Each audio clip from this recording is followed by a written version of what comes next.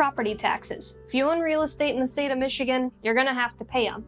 So what exactly can you expect, especially as a first-time home buyer, in your payments, and how does all of that work?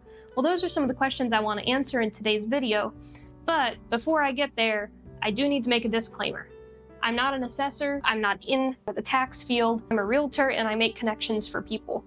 But I have had some experience with different clients, with different other agents who've told me their stories of their clients, and I just want you to be well prepared for what could be coming down the pike. If you have more questions about tax stuff, probably should see an assessor.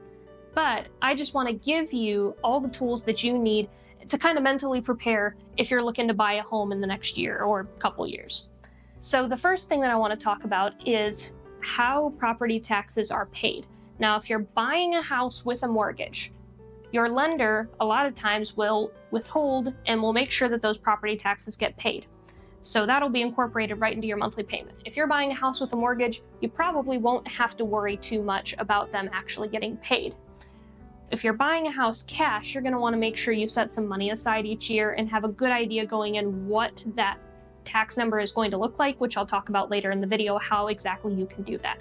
So something else I want to talk about is when you get your tax bill, a lot of times it's a little confusing because there's different numbers there, and you see SEV and then you see taxable, and it's just, you don't really know which is going to be which. Taxable value is what we need to be concerned about. State equalized value is a number that your local assessor will give your house. It's half of the true cash value of the house according to the assessor.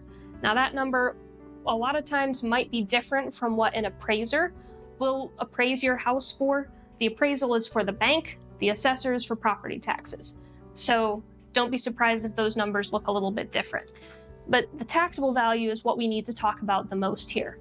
Now, taxable value is what you're actually going to get taxed on. So that's the number to pay attention to. But in Michigan, we have something called capped taxes. Now, it's only capped as long as you're living in the house. Once that house gets sold, those property taxes become uncapped. And when those taxes become uncapped, if you're not prepared, you can be in for an increase in your monthly payment that you weren't planning for. So it's really important to kind of understand this going in. You're going to have the same taxable value for the first year that the previous owner had on the house. But after that first year, those property taxes are uncapped, and your monthly payment a lot of times will go up. So it's important to know that going into it. Now, if you're looking at the taxable value and the taxable value is like, $28,000, and you know that taxable value is going to go up, it's not going to be, it's not going to be 28,000 anymore. There's a good chance it's going to go up to 50,000. You're going to want to be prepared for that, especially with the way that real estate just boomed in 2020 and 2021. If you're buying a house that hasn't changed ownership since before the 2020s, you're going to have to be prepared for a jump in your property taxes. Never fear though, because after that first year and those become uncapped, once that cycles through, now they're capped again, and they're capped for you. So as long as you're in the house, those property taxes are only going to go up 4% or the rate of inflation, whichever one is lower.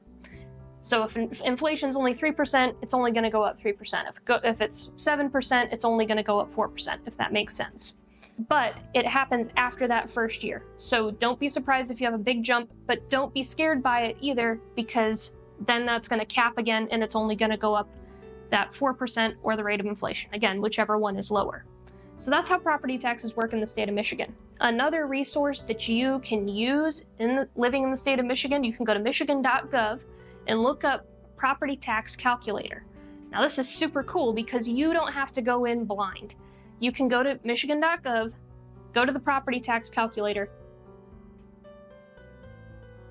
plug in whatever county you're in, what school district you're in, and then you're going to put in what that taxable value would be. Now I would recommend go half the value of whatever you're going to be paying.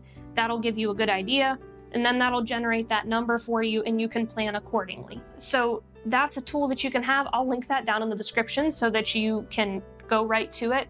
That can be super, super helpful. You can also talk to your lender. You can call the assessor's office if you want to do that.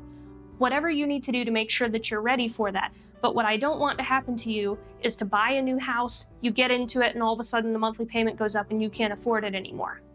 So it's important to know going in what exactly can happen. So I hope that this video was a help to you.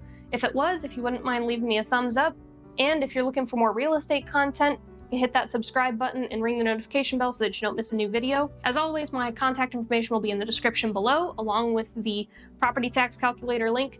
If you have any other questions, don't hesitate to reach out. I hope you have a wonderful day, and I'll see you soon.